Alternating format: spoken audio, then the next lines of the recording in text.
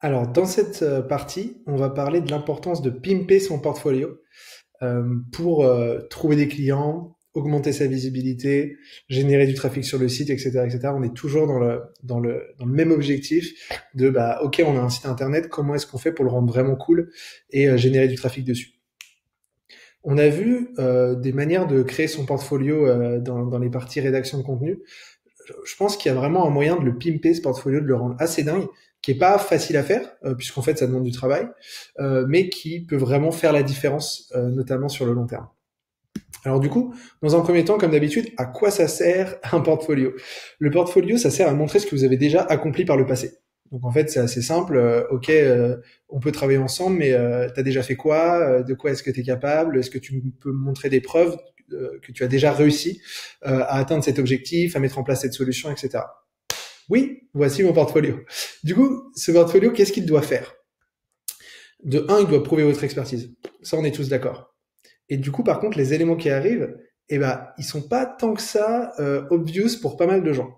Le deuxième, c'est qu'en fait, il doit saucer votre client. C'est-à-dire que si vous mettez en avant le travail que vous avez fait avec un client par le passé, ce qui est important en fait, c'est que le client, quand il voit de la manière dont vous mettez en avant son produit, son offre, etc., en fait, il faut qu'il se dise, waouh, c'est trop cool. Comment est-ce qu'il a mis en avant le truc qu'on a accompli ensemble, quoi. Et ça, c'est très rare en fait. Les gens ont tendance à juste dire, bah voilà, voilà ce que j'ai fait avec un tel, mais pas de manière à ce que bah, un tel se dise ah ouais, c'est trop cool et limite j'ai envie de le partager parce que je suis fier de ce qu'on a accompli ensemble.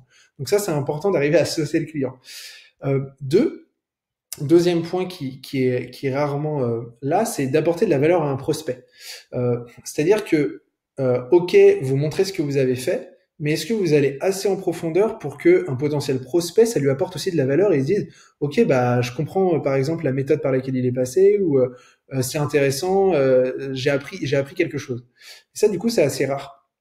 L'autre point, c'est du coup bah, d'arriver à convaincre le prospect que vous êtes la personne avec qui travailler. Donc, c'est-à-dire que si ce portfolio, la manière dont vous mettez en avant votre portfolio, vous prouvez votre expertise, vous saucez votre client et du coup votre client montre à quel point il est content, que vous apportez de la valeur à votre prospect, bah, généralement le prospect il va se dire waouh, bah, je suis convaincu que cette personne, je vais pouvoir travailler avec elle.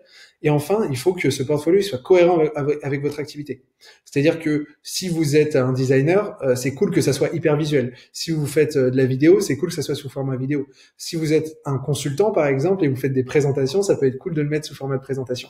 Donc, d'essayer aussi d'avoir une vraie cohérence de la manière dont vous mettez en avant ce que vous avez déjà fait pour que ça mette encore plus en avant vos compétences, votre expertise. Donc là maintenant je vais vous montrer quelques exemples et à la fin je vais vous montrer par quel processus passer pour essayer de le construire ce portfolio et que ça soit pas une grosse prise de tête. Mais avant ça, qu'est-ce qu'on doit mettre concrètement dedans? Le plan pour moi du portfolio parfait, c'est un, vous commencez par le contexte, c'est-à-dire que vous expliquez dans quelle situation était votre client quand il est venu vous voir. C'est-à-dire que bah encore une fois, il était au point A, je l'ai amené à Z. Et d'abord il faut qu'on comprenne où est-ce qu'il était. Ensuite l'objectif, quel objectif est-ce qu'il souhaitait atteindre quand il est venu me voir? C'est-à-dire qu'il était dans cette situation-là, il avait cet objectif.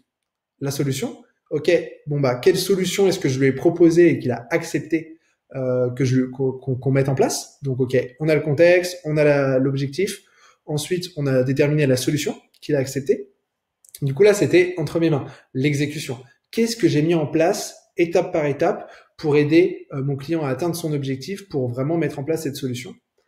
Enfin, on a le résultat, donc c'est-à-dire que bon bah au final tous ces semaines, j'en sais rien, ces jours ou ces mois d'exécution ont amené un résultat. Le voici, potentiellement il est quantifiable, vous pouvez le montrer, etc. Ça peut être un visuel. Le témoignage, donc ça s'accompagne du coup, bah, qu'est-ce qu'il en a pensé le client, qu'est-ce que ça lui a apporté, qu'est-ce qu'il a apprécié dans la collaboration, et qu'est-ce que lui ça lui apporte aujourd'hui le travail qu'on a mis en place. Et enfin, le call to action, c'est bah, de ramener du coup la personne qui va le lire vers vos services, vers votre page de contact en disant waouh, bah moi j'ai envie de faire la même chose. Bah, du coup, l'idée c'est pas qu'il cherche comment vous contacter, c'est que ça soit hyper facile. Ok, donc là vous avez le plan, c'est assez théorique, mais l'idée c'est de se dire quand vous allez bosser sur votre portfolio, essayez d'avoir en tête est-ce que ces parties-là, est-ce que ces éléments-là, ils sont présentes. Il y a peu de personnes qui font ça aujourd'hui, mais je pense que c'est vraiment la clé si vous voulez vous démarquer, prouver votre expertise, structurer vos connaissances, et en fait donner confiance de travailler avec vous. Donc je vais vous montrer quelques petits exemples avec des formats différents, c'est vraiment pour vous inspirer et vous donner des idées. Et comme d'hab, hein, le deck, il sera téléchargeable dans les commentaires. Donc le format article qui fonctionne toujours très bien, surtout que il y a pas besoin d'être sorcier pour pouvoir créer un article. Je vais vous montrer l'exemple de Moza. Moza, c'est une agence qui fait du design, du product, et du coup ils font ça bien. Je pense qu'il y a encore pas mal d'éléments dans ce qu'ils mettent en avant, mais ça permet quand même de structurer ils font quelque chose de simple et efficace. Donc on va en prendre un au hasard, Holywin. Donc Holywin, boom. Là, en fait, il donne un petit peu le topo. Donc, en fait, il y a deux personnes chez Mozart qui ont bossé sur en fait, la stratégie et le fait de trouver l'idée pour prototyper l'application Holywin. Ok, donc du coup, ils mettent la tête des personnes qui sont derrière le projet. L'origine, donc là, c'est vraiment le côté contexte. Hein. Donc, notre client, il avait l'idée de faire une application qui pourrait, trouver, t'aider à trouver tes vacances luxueuses. Donc, il dit bon, voilà, on a commencé par réfléchir à ça. Donc, il montre le côté un peu idéation. Comment est-ce qu'ils sont arrivés sur petit à petit à trouver la solution qu'ils voulaient mettre en place. Il montre toutes les couleurs, comment ça fonctionnait, et après il montre la conclusion. Donc là, c'est assez basique, c'est le contexte, le côté solution, exécution et la conclusion. Ce qui manque cruellement, c'est le témoignage du client, le call to action pour les contacter. Je vais en montrer rapidement parce que c'est quand même assez intéressant. Ce qui est cool, c'est que visuellement, pour le coup, par contre, c'est hyper simple, c'est clair, et c'est le côté un peu moins mais mieux. Donc Itch, ils avaient besoin d'augmenter l'engagement de leurs utilisateurs et d'améliorer la monétisation de leur application. Voilà, ça c'était leur objectif. Donc il met en avant l'objectif, il montre 2-3 visuels. Comment est-ce qu'ils ont mis en place voilà, ça c'est l'exécution. Hein. Voilà, on montre vraiment de manière très concrète comment est-ce qu'on a dessiné l'application, etc. Avec des petits sous-titres. Et enfin le résultat. Hop. Mais le problème, c'est qu'encore une fois, il n'y a pas le call to action, il n'y a pas le témoignage. Donc vous voyez, ça qui pourrait être un petit peu plus intéressant. Pour en montrer un autre que je vous avais déjà montré, mais Jill Lin, elle était quand même assez calée et ça se rapproche pas mal de ce que en indépendant on pourrait faire et ce qui est assez cool. Donc elle a donc le nom du client, elle va avoir en fait la thématique, donc là c'est du design e-commerce et du développement. Elle met directement là tous les services qu'elle leur a proposés, donc là c'est les mots-clés qui vont permettre en fait directement au prospect de pouf, ok, moi c'est ce qui m'intéresse. Elle commence par le challenge, elle met la solution qu'elle a mis en place et après du coup elle va le mettre directement tous les visuels du résultat.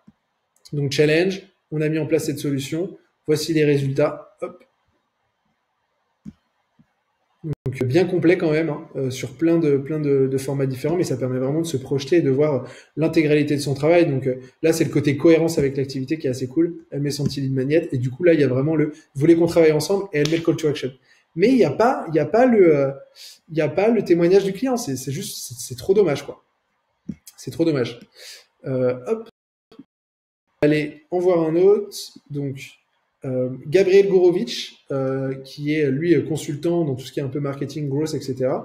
Lui, il a fait des slides pour montrer tout son processus de travail. Donc, il a fait sur un slide share sur voilà, c'est du mobile commerce. Comment est-ce qu'on a généré des idées, voilà, les méthodes qui nous ont permis de générer 150 000 euros de chiffre d'affaires.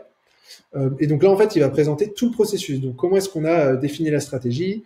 Donc, on a cherché d'abord les endroits où il y avait le plus d'impact sur lesquels on pouvait travailler. Donc, ils ont récupéré des données. Donc, voilà, ils montrent les différentes données. On s'est rendu compte que là, il y avait un taux de conversion qui était un petit peu plus faible. Donc, par rapport à ça, on a défini la roadmap. Donc, sur quoi est-ce qu'on allait travailler pendant 3 mois, de février à avril. Donc, il explique, etc., etc. Comment est-ce qu'on a cherché des opportunités, de l'inspiration pour nous aider, etc., etc. Donc, en fait, il explique vraiment tout le processus. Et à la fin, il explique les résultats. Donc, c'est assez cool parce que visuellement, ça se lit bien. Ça permet d'apporter énormément de valeur. C'est-à-dire que si vous faites du mobile commerce, directement, ça vous dites ok, Gabriel, il est potentiellement expert dans ce sujet-là, donc je vais faire appel à lui. Et pour le client, c'est toujours cool de montrer un petit peu ce qu'ils ont réussi à faire. Ok, vous voyez, nous maintenant, on a réussi à atteindre cet objectif-là. Donc voilà, c'est aussi un bon type de format pour mettre en avant votre travail, votre portfolio. Un autre format, c'est la vidéo. Donc encore une fois, hein, ça va vraiment dépendre de votre activité, mais je le trouve assez sympa, celui-là. Donc ça, c'est une entreprise qui s'appelle Bonjoro. Alors eux, du coup, c'est vraiment dans leur cœur d'activité, puisqu'en fait, le service qu'ils proposent, c'est d'intégrer de la vidéo personnalisée dans le parcours client. C'est-à-dire que si demain vous créez un produit, il y a une personne qui s'inscrit dessus, au lieu de recevoir par exemple un email, bienvenue, voici comment vous pourriez utiliser l'outil, etc. Et ben là, on va pouvoir envoyer, grâce à cet outil-là, une vidéo personnalisée. Et du coup, ce qu'ils ont fait, c'est qu'ils ont fait des petits cas clients en mode portfolio avec leurs clients. Ils ont mis en avant quel était le gros bénéfice, donc comment est-ce qu'en 3 mois, ils ont réduit l'abandon de l'app de 17%. Donc ça parle, c'est chiffré. Là, on voit bien le résultat. L'importance aussi de bien quantifier, illustrer un résultat pour que ça soit impactant pour un potentiel prospect. Et donc, vu que c'est de la vidéo, ce qu'ils ont fait, je vais vous le montrer assez rapidement, ils ont montré la solution dans un premier temps, c'est-à-dire comment est-ce que ConvertKit utilise Bonjoro, et après, il y a le témoignage du client. Je vous montre rapidement. Hey Jennifer, my name is Matt with ConvertKit. I hope you're doing well today. Saw that you signed up, so I wanted to send you a quick video and just say welcome. Really glad that you're here. I also wanted to check in with you, see how your first experience with ConvertKit was going. Do you have any questions? Is there anything you feel stuck on? Anything I can help with? If that's the case, totally understandable. Just hit reply and let me know. I'd be more than happy to help you out. Donc ça, c'est comme ils utilisent Bonjoro. Et maintenant, c'est le témoignage. What's up? My name is Matt with ConvertKit, and we have been using Bonjoro for 2 months. Hyper authentique. 3 months. Ça, c'est vraiment cool. The point is, it's transformed our onboarding, and we have reduced our churn, overall user churn, by 17%. Donc c'est The responses that we get from our users. Donc là, en fait, il donne un avis super positif pour l'outil. C'est hyper concret, c'est hyper relié du coup par rapport à l'activité de l'outil, puisque c'est un outil de vidéo. Ils le font en vidéo, donc c'est hyper pertinent. Donc c'était plus pour vous illustrer de manière un peu créative comment des entreprises arrivent à faire des trucs super cool niveau portfolio, étude de cas. Et alors, hop, pour terminer dans les exemples, je vais vous montrer l'exemple de UpTogether. C'est une startup que j'accompagne en tant que consultant qui aide les managers à progresser dans leur activité grâce au co-développement. Et du coup, on a bossé avec eux sur une étude de portfolio où ils allaient vraiment pouvoir à la fois passer par toutes les étapes qu'on a vues tout à l'heure. Donc, on a comment la Banque de France a innové pour faire progresser ses managers. Et là, ce qui est hyper intéressant, c'est qu'on a utilisé le format de la bande dessinée. Donc, vous vous rappelez, quand je vous disais, c'est important de saucer son client. Là, les 2 clients d'UpTogether, c'est ces 2 femmes-là qui ont été reproduites en bande dessinée. Du coup, pour elles, c'est trop cool. Imaginez que quelqu'un vous reproduit en bande dessinée, c'est toujours sympa. Et du coup, ça permet aussi d'améliorer de fidéliser le client, etc. Donc très, très cool. Donc, ils font un petit topo sur le contexte. C'est quoi la Banque de France ? C'est quoi leur objectif? Donc, nos managers ont besoin d'être soutenus dans le cadre de notre transformation. Comment est-ce on peut faire pour faire évoluer leur pratique managériale? Et si on trouvait un format adapté à leur rythme? Donc ça, c'est leur objectif, la situation dans laquelle ils sont. Là, on a Greg et Manu qui arrivent pour apporter la solution. On peut les connecter ensemble, faire du co-développement, etc. Donc, ils montrent la solution. Ensuite, ils montrent qu'ils ont exécuté la solution. Hop. Donc, 2 mois après, on voit que les managers, ils font des calls en visioconférence et que du coup, ça se passe très bien et ça leur apporte énormément de valeur. Et après, 3 mois plus tard, on a le témoignage client, très content de voir nos managers plus à l'aise. Oui, ils ont des super retours, etc., etc. Donc, en fait, ça, c'est une version, encore une fois, là, on est en train de travailler sur une version 2 qui sera encore plus costaud, plus sympa, qui apportera encore plus de contenu. Mais là, vous voyez que, en fait, on avait le contexte, l'objectif qui a été mis en avant, la solution qu'on propose, comment est-ce qu'elle est exécutée, le témoignage et à la fin le call to action. Voilà, est-ce que vous voulez tester la méthode? Contactez-nous.